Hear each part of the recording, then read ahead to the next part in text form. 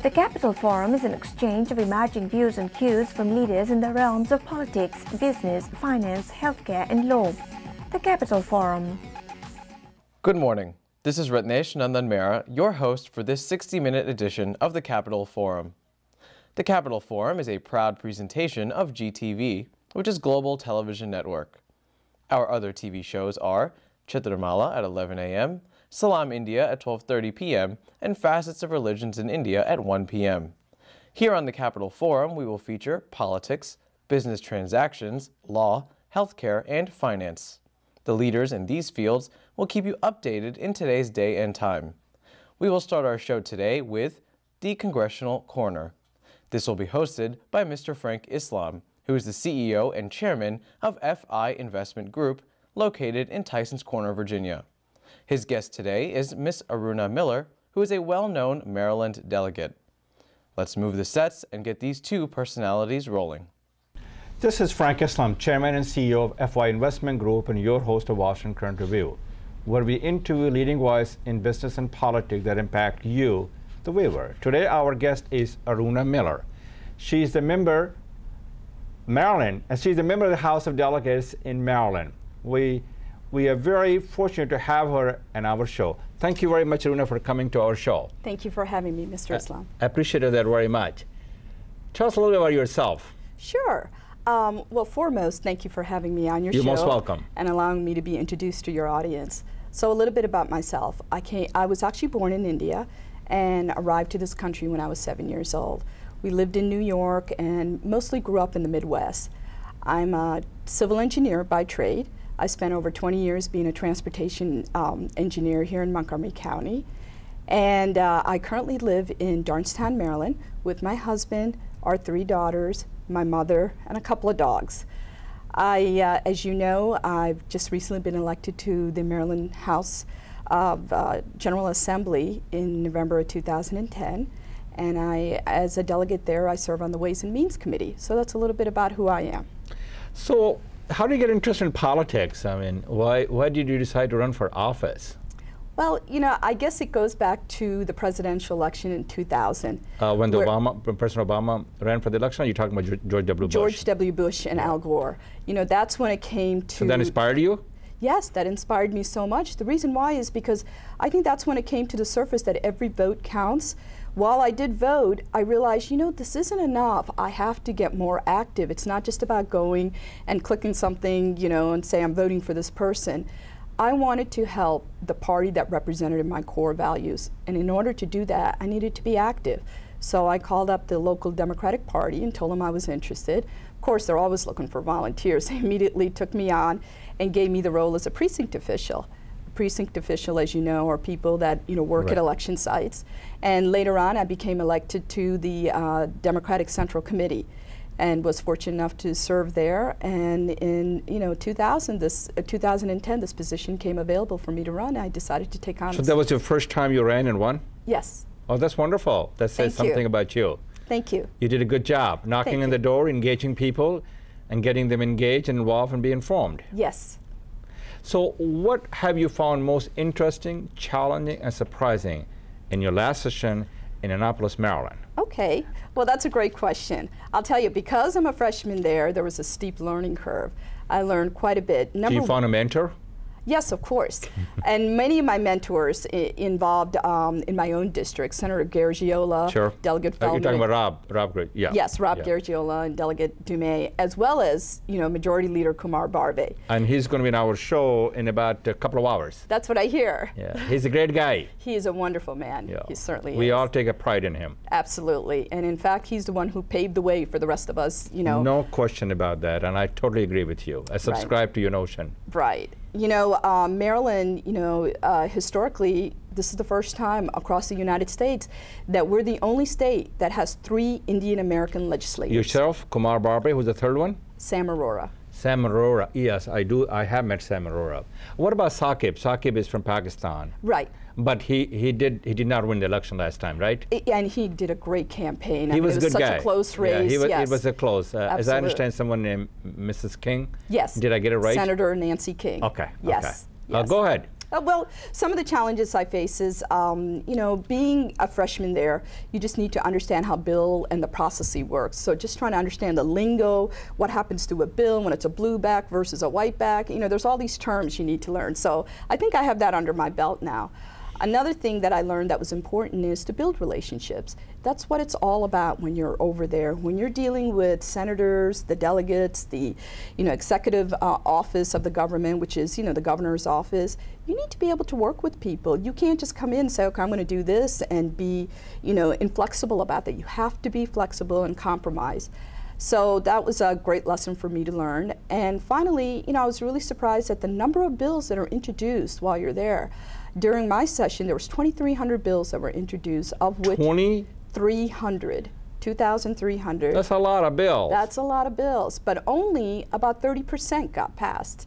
And I found that the area that you have the greatest impact in getting bills through is on the committee that you serve. I serve on the Ways and Means with 22 other delegates. Is that a very plump? Is that a pretty good House? You said Means Committee? Yeah, Ways and Means. Ways and Means. It's very similar to what you have U.S. House Representative. Absolutely. Okay. It's very similar. I got it. And I serve with Delegate Kumar Barve on there. Okay, great. So that's where you have the greatest impact on how a bill, changes or.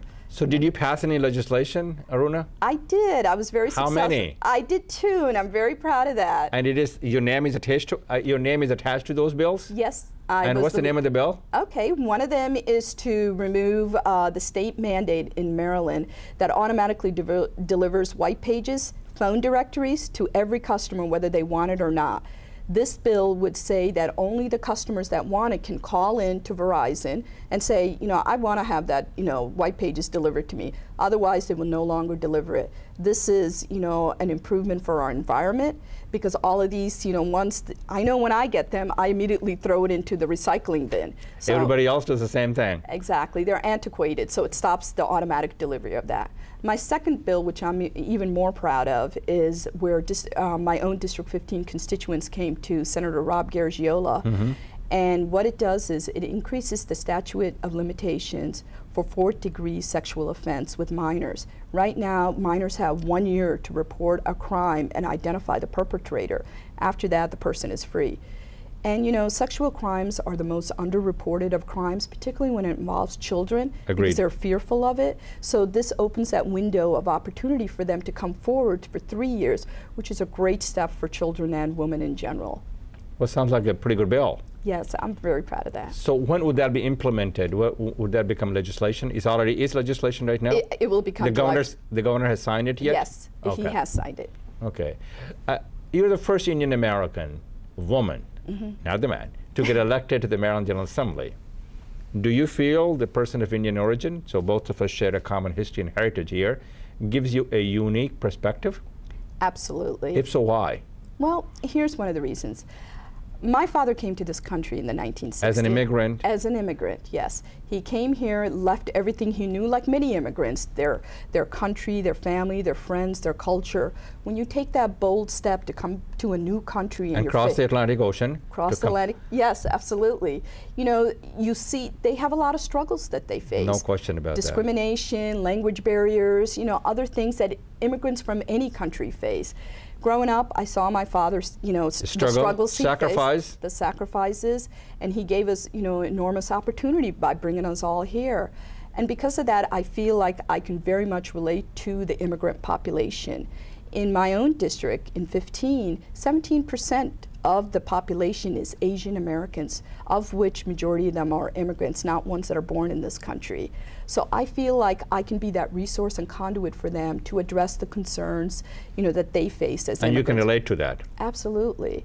And another way with the Indian American community, what I'm trying to do is, in the state of Maryland, we're trying to create a sister state relationship to India. So there's what state you're targeting right now? Well, there's several states that are there. The one that I'm championing is Andhra Pradesh, which is the state that I was born in. Yeah, I'm not sure where that is. Somewhere in the middle of the country?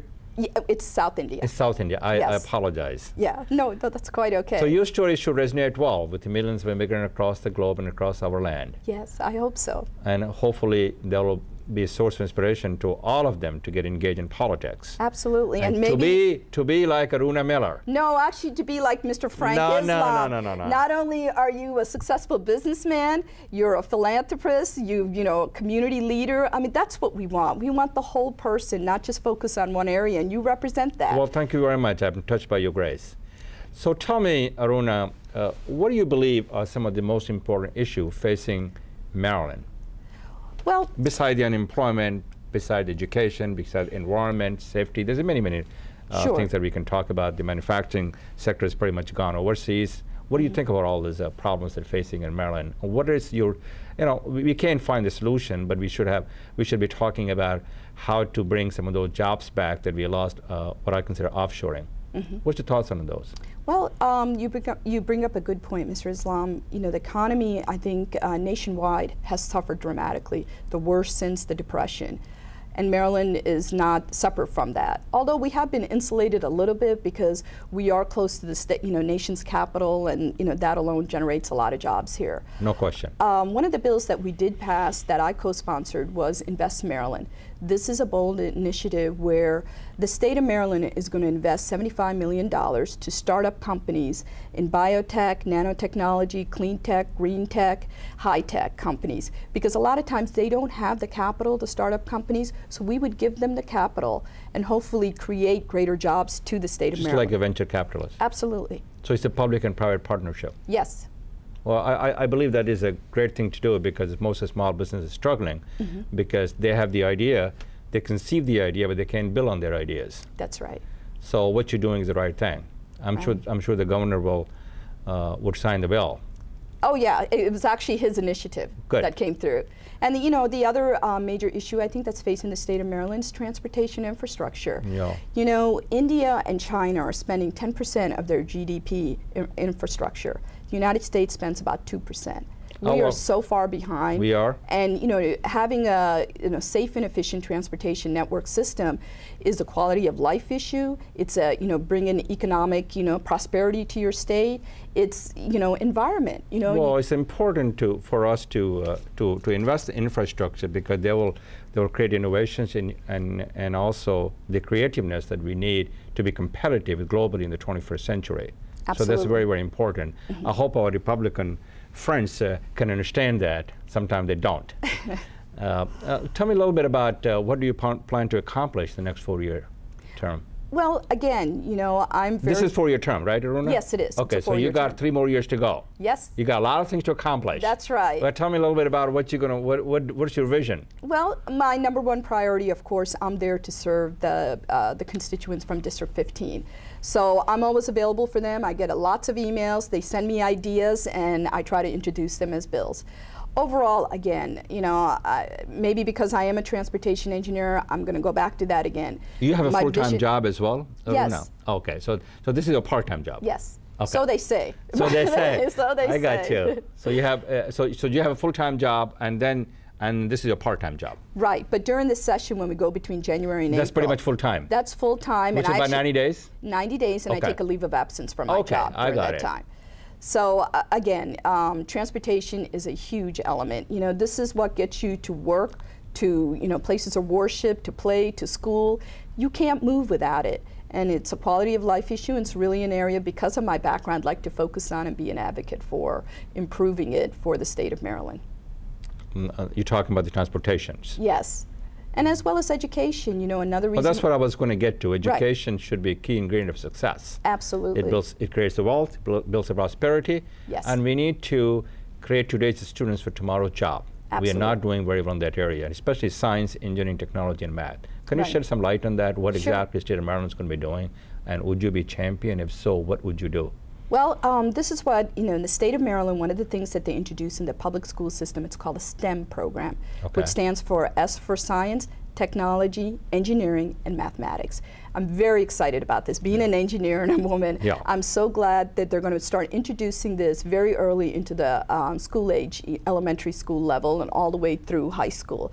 So all the elements of technology and science, the kids become very familiar with it, because I think we in the United States are falling behind when compared to India and China. So how do you get them engaged, especially the primary students, because the fact that some of the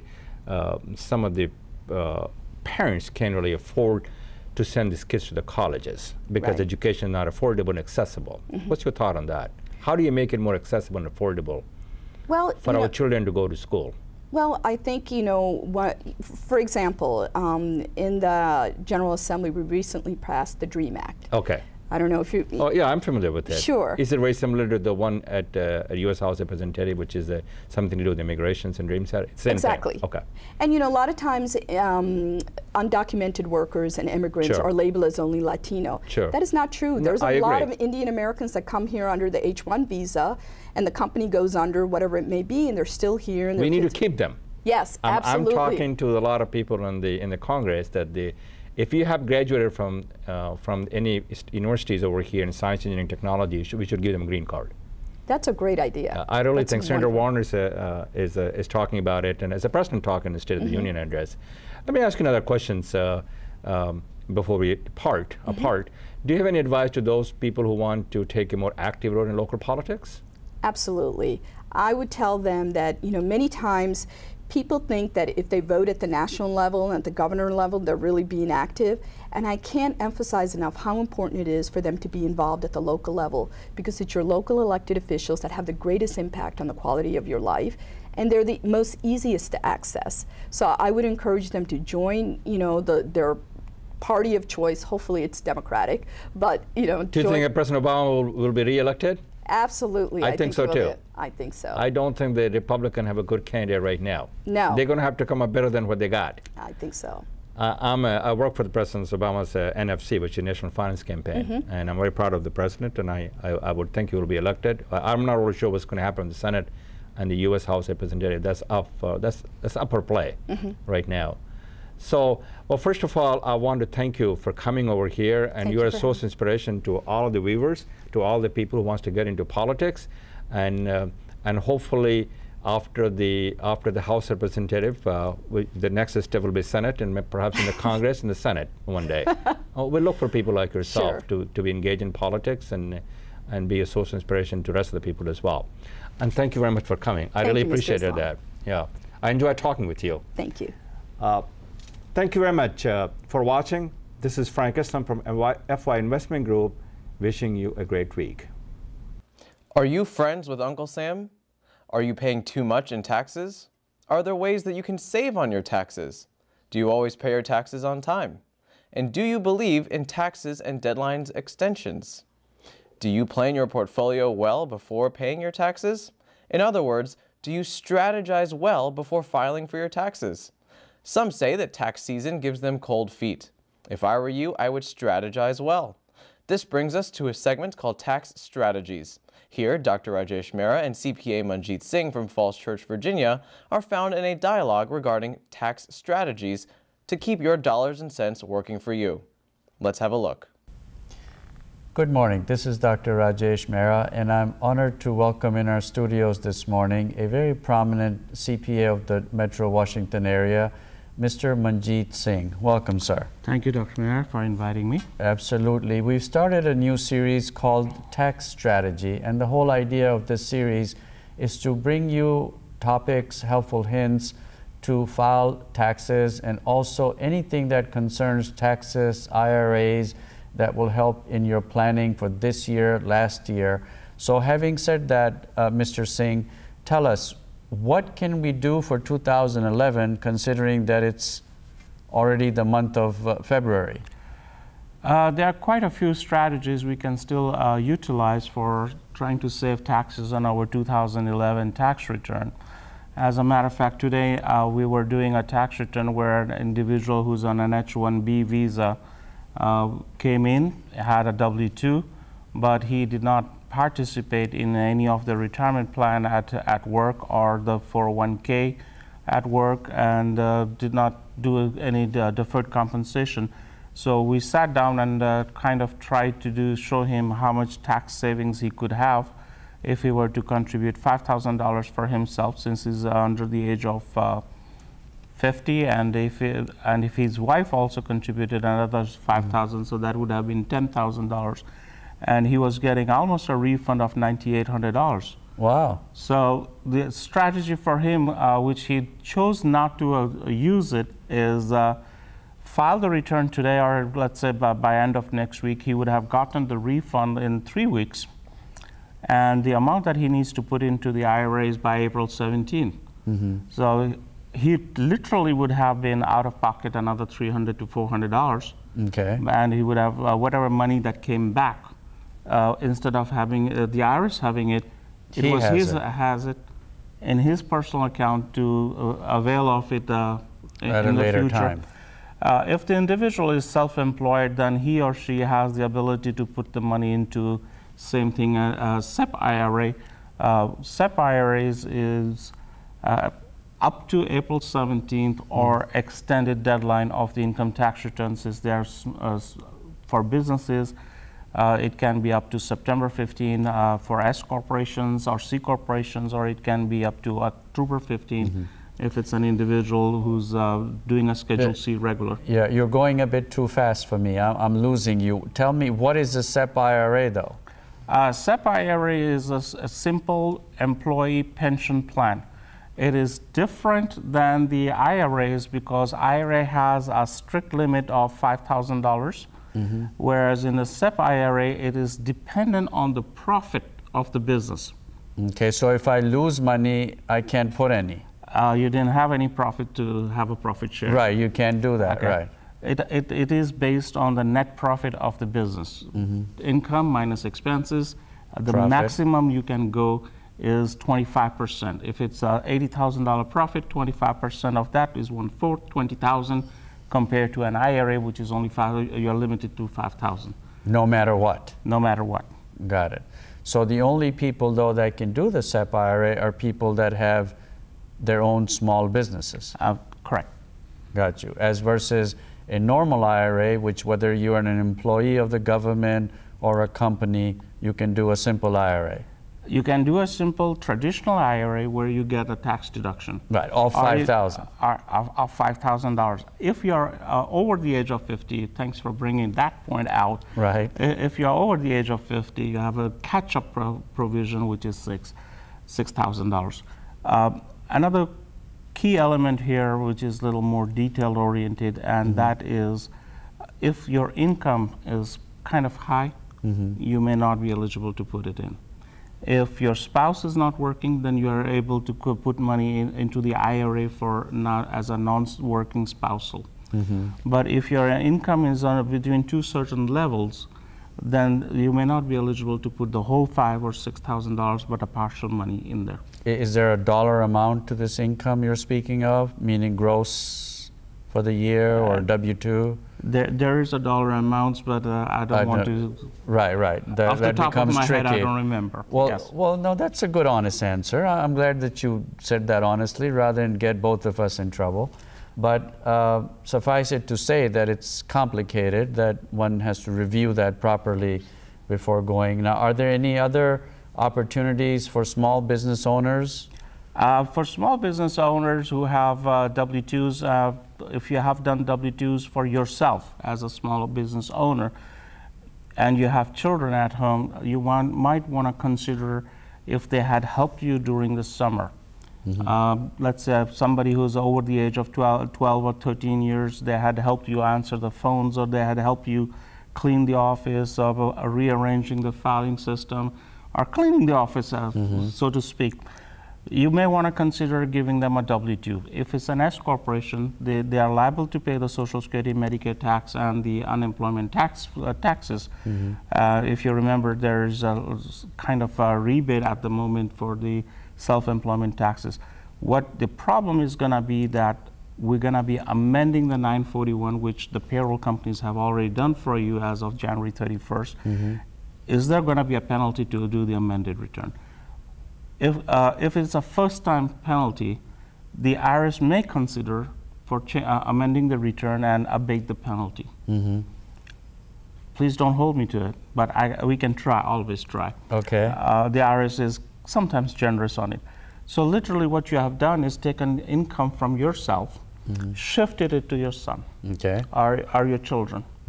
And once you have shifted it legally, the children may also be able to put $5,000 into their IRA account till April 17th. So let's take an example of $10,500.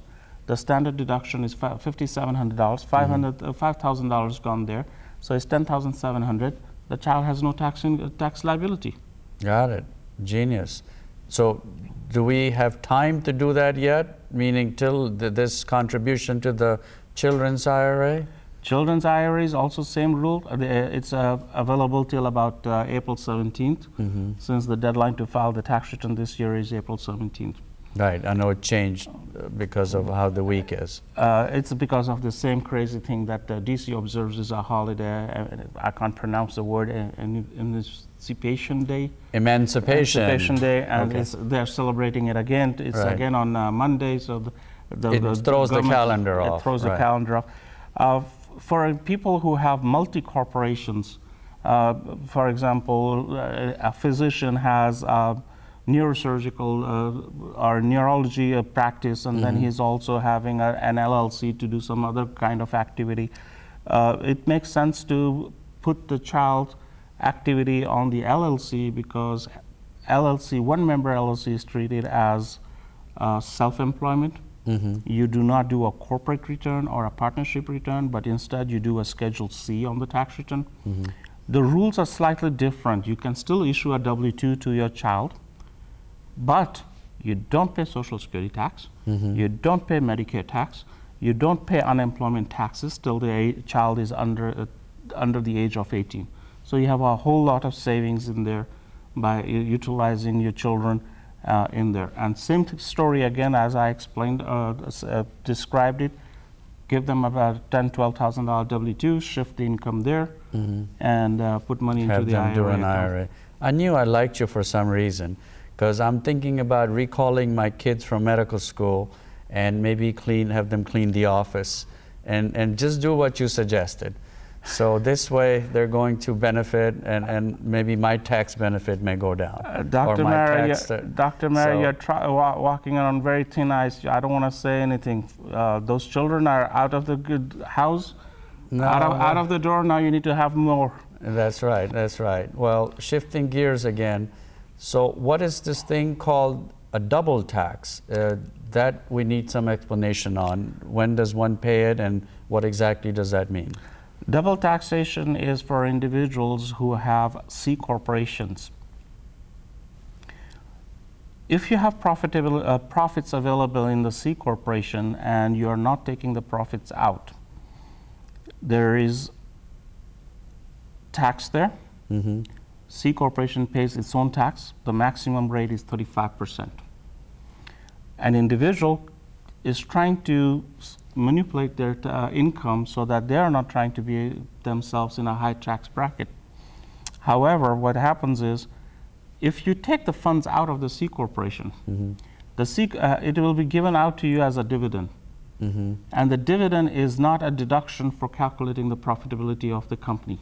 Okay. It just reduces your cash flow and it reduces your retained earnings. So the strategy there should be that the company has been in business for more than 1 year, so that you are holding the stock for more than 1 year. Then you take the dividend, because current law says dividends are taxable at the rate of 15% if it's more than 1 year old stock. And they call it as qualified dividend. So basically you took the cash out of the C corporation, you're paying 15%. And there's a double tax, but in certain circumstances, it works out to your advantage. The myth is, don't have a C corporation, don't have a C corporation. But there are certain circumstances where you have to have a C corporation. For example, I've had a lot of questions asked of me from these people who are on H-1B visas. Should I have a corporation? Can I have a corporation? They cannot have an S corporation, but they can have a C corporation. H-1Bs can have a C. H-1B can work there. Have an investment. I shouldn't say use the word work. They can have an investment in the company, and therefore they're getting a dividend out. Interesting. Very interesting. So, because I know a lot of our audience, there are a lot of people out there that have H-1B visas, which would be a very helpful hint. Now, of course, IRS is changing. IRS is always on our minds, but what are the hot things that they're considering or looking at in 11 and 12? What are the hottest things going on? The hottest things that are going on is reasonable compensation. The Internal Revenue Service, as you are all aware, is there's more than $350 billion tax gap. What the IRS expects are things that they should have collected versus what they have actually, and the thing they need to collect more. 350 billion. Billion, B with the big B. Okay. Yes. As a side note, I would say that they are not giving attention to the fact that even their books can be wrong. But there's a big difference in there. The most thing they are going after is individuals with an S corporation who are taking salaries or low salaries by the officer of the company. The best example I can give you is the blessings by Commissioner of Internal Revenue Service to current potential presidential candidate, Mr. Gingrich, Speaker of the House, whose tax return was given out about 3 weeks ago. 3 weeks ago, yeah.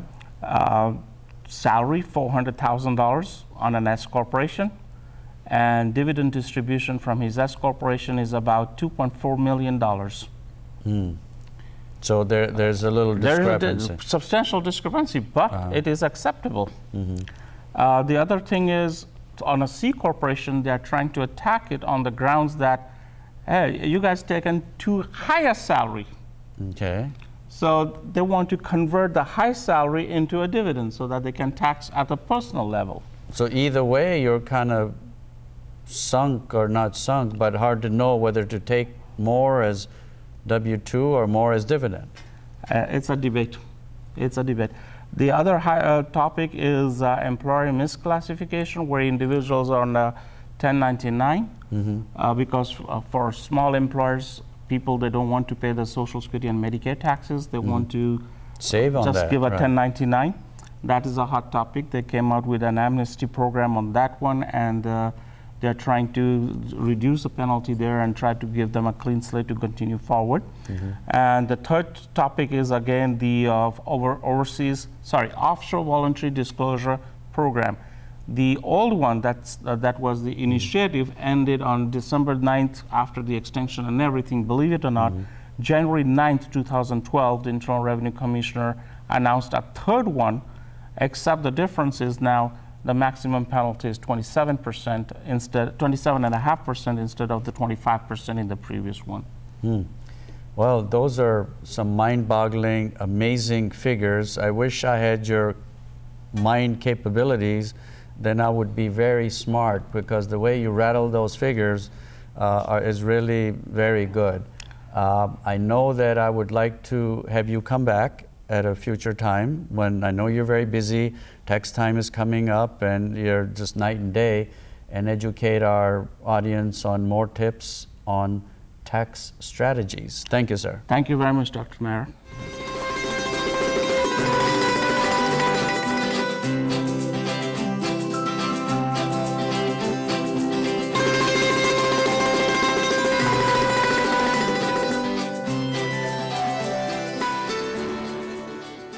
Oftentimes, there are people with name and fame. These personalities, in my mind, need recognition. Therefore, the Capital Forum has chosen a segment called Who's Who. Here we will feature prominent persons. In today's first Who's Who, we have chosen a multifaceted lady by the name of Miss Nalini Bhat. Miss Bhat is an author, a painter, a designer, and a singer. She also has dancing and many more talents listed in her column. Let's shed light on Miss Nalini Bhat, who is caught in conversation with Miss Nilima Mehra of our sister TV show, Chitramala. A very good Saturday morning to you. I'm Nilima Mehra on the Capital Forum. It's unusual to see me here because you usually see me on Salam India and on Chitramala, but I had to take the executive producer's so-called, may I come? And he said, Rajesh and then Mehra said, yes, you may. So here I am on Who's Who. That's right, Who's Who. Who's Who actually brings you all types of personalities from all around the world. The name, the fame, the popularity is what you see right here at the Capital Forum in Who's Who. Well, guess what? Today I will take you down the lane on Avenue of Arts. Don't worry, it's not the Avenue of Arts in Philadelphia, it's Avenue of Arts right here in the Washington Metro area on the Capital Forum. Today I have with me a very, very beautiful woman. This lady is not only pretty in face, but is a multifaceted, a multi-talented woman. Her good name, I shall tell you a little later, but she's a dancer, she's a singer, she's a painter, she's a community person, and moreover, she's a designer, you name it, and she's in every sense true to the art. Are you getting ready? Here she is, Mrs. Nalini Bhat. Nalini ji, welcome. Thank you so much, Nilima. You are as beautiful as a princess. Oh, thank you so much for the compliment. Now, before we proceed, I'd like to introduce you to our community of the Washington Metro area. Tell us or tell them, where do you hail from back in India? I hail from beautiful Bangalore. That's why you're so pretty, huh? Yeah, thank you. That's one of my favorite places in India. I mean, I'm sorry, but we were there a couple of years ago and it's just marvelous. It's beautiful. Yeah, it is beautiful. So tell me, when did you transition into the United States of America? I came here in 1986 after I got married. Okay. First I came to New York, and then we were in different places, and finally we are settled in Johnstown, Pennsylvania. And it's the love of DC that brings you all the way here, I guess, right? Yes. So tell me a little bit about your education background back in India. I mastered in economics from Bangalore University, and I was a top student for the entire state of Karnataka. So I'm an economist, basically. Oh. So wait, how do I respect you, as an economist or as an artist? Which one would you prefer? I think I took a total diversion from economics to art. Now I have developed all my talents in art, so economics has taken a backseat a little bit. So maybe you could recognize me as an artist. Artist, Miss Nalini Bhat. Yeah, now, as an artist, how did you transition from economy into artistry? How? Yeah, you know, I always had passion for painting, and after my education, I just wanted to go into painting. And my parents are so supportive and encouraging. You know, when I said I want to just take economics a little slowly and get into art, they did not make any distinction that art is better or the studies are better. You know, back in India, parents always encourage you to study. Right, right. You know, that's what the basic goal was back then. But in Sanskrit, there's a beautiful saying that if you hold flowers fragrant flowers in both hands, those flowers don't distinguish that this is a better hand, this is not so good hand. You know, they give fragrance equally to both hands. My parents and sisters, all my family, even my husband for that matter, they said, it's fine, you do what you enjoy most, shine in that field. Sure. So I was lucky to get a very good teacher in art right away. So you started from painting, okay? And then how did you, what brought you yeah, painting I understand, but how about dancing? You're a Bharatanatyam dancer, Yes. like myself. How did you, I mean, get into that form? Bharatanatyam actually happened in a very strange way, because I was already settled in Johnstown and I wanted to learn dance since childhood. But somehow I think my parents were encouraging me to learn music. So I learned music. I did not really take up music full scale or anything like that, but I got an opportunity to learn Bharatanatyam in Johnstown. Wow. The first student of, you know, Padma Vibhushan. So who's, so wait, so who's your Guruji, or who did you, what was Ramya Parthasarathi. Wow. She had just moved into Johnstown, and she said she will teach me, even though you know, I was not an 18-year-old girl. Right, sure. She said she will teach me, and I just took it very intensely. So did you go all the way to Arangetam? Yes. Oh, wow. Yes. So now you teach, am I correct? Yes. Oh my God. Yes. So you're passing on the talent to others. Yeah, I hope to, and I really enjoyed, you know, teaching young kids and you know, doing their arangetrams. It gives me a lot of pleasure. That's nice. So tell me about, I know you're a designer, right? What do you design? What are the formations? How does that go into the flow? I learned sculpting when I was back in India, and so I try to you know, redo some of the sculptures my way, because I'm a painter. Right. I think I can make some unique sculptures, so I do a lot of those. And then I do, you know, vegetable garnishing. Somehow that's very creative. You can do so many things with just vegetables, and they all bloom like flowers. You know? So that's one thing which I really enjoy doing. And on top of it, I do dress designing and painting the saris, and you know, and jewelry making, and you know, wherever I can use little bit of talent, I think I try to put touch of creativity in everything I do. And it really gives me a lot of pleasure. Oh my God! So you're actually a ball of fire, but in the avenue of arts. You know? Yeah, you could say that. Now, Nalini, I know that you're a singer. Tell me a little bit. Do you still sing, or do you play any instruments? Yes, I play an instrument, Indian instrument called veena. I'm sure you're familiar with that. Of course, a sister of sitar. Yeah, yeah. Actually, it's the mother of sitar. Mother of sitar. Because veena is the original instrument. Right. I learned that from one Mrs. Bhuvana Chandru. And I used to play a lot of veena in the beginning when I moved here. You know, I learned a little bit more when I was in Montreal for just a year. I took a lot of veena lessons.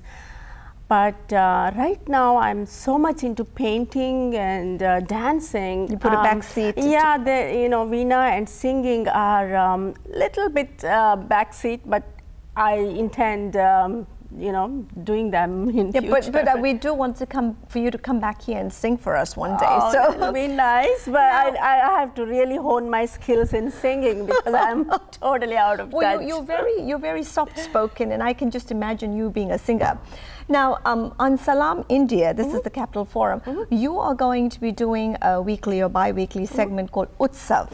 Now, of course, it's a celebration of life, a creation of art. What all things will you be projecting on screen? You know, Utsav is a celebration of life, as you said. Utsav means literally festival or celebration. So the concept is how we can celebrate everything, starting from a small flower arrangement to something like creative painting or interior designing. It has a whole gamut of subjects, you know, from beauty makeover to health, you know, issues. And I'm even planning to bring some doctors and interview them, and they will give our viewers their tips on you know, how to be healthy, and you know, on different diseases, how to take care of them.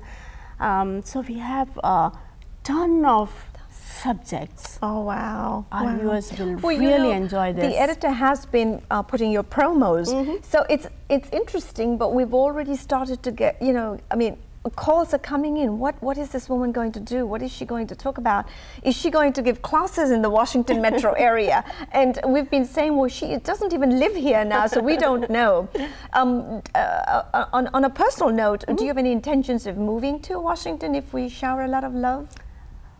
Absolutely, why not, Nilima? Yeah. That'll be very nice. I like that. I like that Then you idea. can open a school here, and you can teach your art and share it with people of the Washington metro area. Yeah, absolutely, I would love to move here. I have family in Washington, and in fact, we have plans to down the line, not right away, but we have plans to relocate to Washington, and with you showering so much love on me, I think this is the place for me. Oh, now I'm going to ask you a question that's off the record, and you don't have to answer if you don't want to. Okay. But you being such a versatile artist, do you look upon or are you inspired by another woman or another man or another artist in the world who you think, you know what, she or he is just as creative as me. She brings life.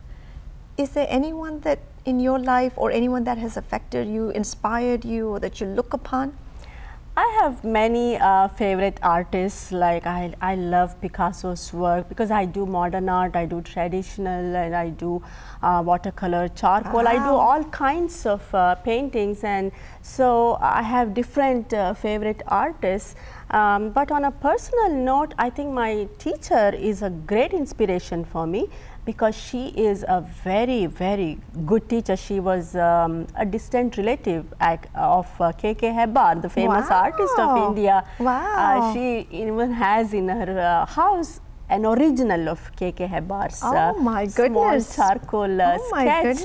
And I met her recently. She lives in San Francisco, very far from here, but I had an opportunity to meet her after so many years. Right. We had a great time together, and we talked about art and, art and art. It was only art. That's nice. That's nice. Nalini ji, I know that you're well versed in the true form of art.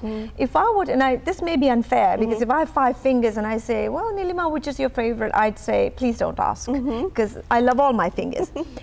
If I were to say, Nalini ji, you paint, you're a dancer, you're a designer, you're a singer, tell me, if I say pick one, which one would you pick and why? As you said, they're all equally dear to me. But my first love is painting. Then comes dancing. Then I think third one includes everything else I do. Oh my God! Oh my! I had my mother's youngest brother who was a painter like yourself. Who was, because he's no longer here, but his true sense of painting, dedication, inspiration was Picasso. Okay. And I have a collection, so I'd like to share that with you one day. But seems like you artists all are in love with Picasso. Oh yeah. So have you ever been to Italy? I have. I've been to the Louvre Museum and seen Mona Lisa. It was a moment which I still cherish. Treasure, right? It was really simply, it was awesome just to see that. In reality, it was great. Yeah. Well, before I let this beautiful woman go, I'd like for you to face the camera and tell our viewers anything that you want to, not about yourself, because we know you now, but all about Utsav that will be featuring actually in the next, let's see, in about 12:30. Okay. So anything, not only this particular edition, but all the editions to come. There's the camera. Yeah, Utsav is a celebration of life. So on that, we have various subjects, right, starting from cooking a simple healthy dish, to painting, to interior decoration, to architectural design, to vegetable garnishing, beauty makeover, and it's a whole spectrum of different subjects. And we will teach the viewers many basic things and tell them how to enjoy little things of life, you know. Stop and smell the roses may be very cliched, but it still holds good. You know, when you enjoy little things, your life becomes so much more enjoyable. So that's exactly what Utsav plans to do. Beautiful. Well, there you go. That's the end of our interview and our conversation with Miss Nalini Bhat of Utsav. I'd like for you to tune in to Salam India a little later, and you will be able to see her creativity, her art, her love. So today, viewers, I must say, in the Avenue of Arts, we will conclude our conversation.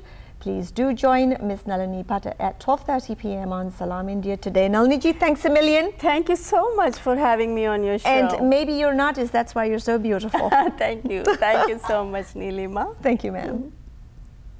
Please hold on to your heartbeat. Is it pulsating correctly? With this remark, let's enter the new and innovative conversation between Dr. Rajesh Mehra and Dr. Meghal Antani. Dr. Meghal Antani is a well-known interventional radiologist in the Washington, D.C. metro area. These two doctors will discuss the exact causes and treatments of spider veins, otherwise known as varicose veins. Let's catch up with them right now.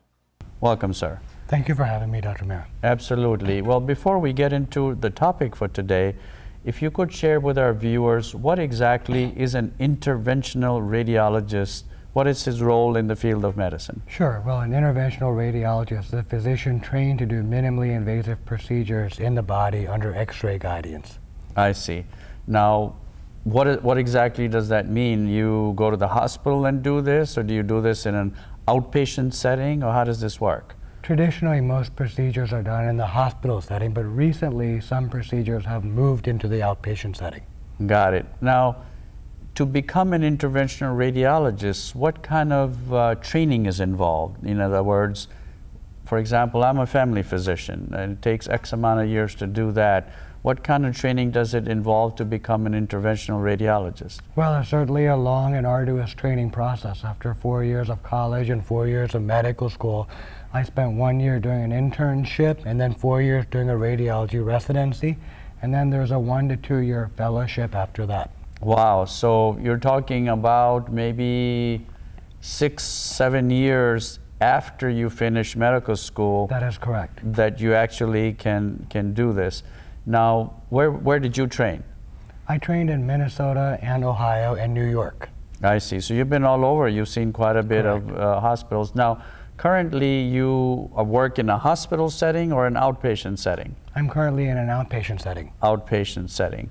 Now, let's talk a little bit about, I know in general these are procedures that you'd like to do as an outpatient, but what are the procedures that are done by an interventional radiologist? Well, there's a broad range of procedures done by interventional radiologists, or IR for short. Mm-hmm. They include things like angiograms or angioplasties, which involve opening up blocked blood vessels, biopsies done under X-ray guidance, varicose vein treatments, women's health procedures like uterine fibroid embolization, pelvic congestion syndrome treatments, treatment for men's health, like for treatment for varicocele, which cause infertility, and I'm sure I'm missing others too. Sure, sure. So the idea is some of these procedures used to be done in the operating room perhaps, or by a surgeon, which are now done by interventional radiologists to avoid surgery. Right. Beautiful. Now, one of the main procedures that you do, meaning the specialty does in general, is called varicose veins. Dr. Antani, what exactly causes a varicose vein? That's a good question. Normally there are valves in the veins of the leg, and those are one-way valves. They only allow the blood travel upwards in the legs. When the valves fail, the blood goes backward, which is the wrong direction, and that's what varicose veins are due to. In other words, the blood goes down rather than Correct. going back up, okay? So if it goes down, then what is the appearance of the legs, or what kind of things, what do the legs look like when this happens? Well, when the blood goes down, what happens is that it backflows or backward flows into the branch veins and causes those veins to become prominent and stand out. Right. So the person will have these engorged veins on their legs. Sometimes the vein can be smaller, as in the form of spider veins at the skin surface. Other symptoms include swelling, pain, itching, discoloration, and in late stages of the problem that causes varicose vein, one can have skin ulcers. Skin ulcers, okay. So as an interventional radiologist, what are some of the procedures that were done or are done now? In other words, if I had one of these, what are the choices that can help to get rid of these? Well, the first thing we would do is do an ultrasound to diagnose the underlying condition called venous reflux disease, which is the name we give for backward blood flow, as we talked about. And if the person has venous reflux disease, there are several different types of procedures depending on the severity. One procedure is called sclerotherapy, that involves injecting a medication into the vein to make the vein basically go away. Another procedure is called phlebectomy. That's where we actually take that varicose vein out. Another procedure is called endovenous ablation. Basically it means we close the central vein that the varicose veins are coming off of. So the first 2 or 3 procedures, are they still practiced? I know commonly those were kind of the in thing to do, but if I came to you, would you even offer me those things, or do you go right to the newest thing, which is the laser endovenous, sort of the big word you used? Sure, endovenous ablation. It depends on the patient's symptoms. If we think that the patient would benefit by getting rid of the reflux, we'll do the endovenous ablation. If the patient's more concerned about their appearance and not as much concerned about symptoms of venous reflux, then we'll try the other procedures. Right, so it's really dependent on what your discussion is with the patient. Correct. As to which procedure you may want to go to.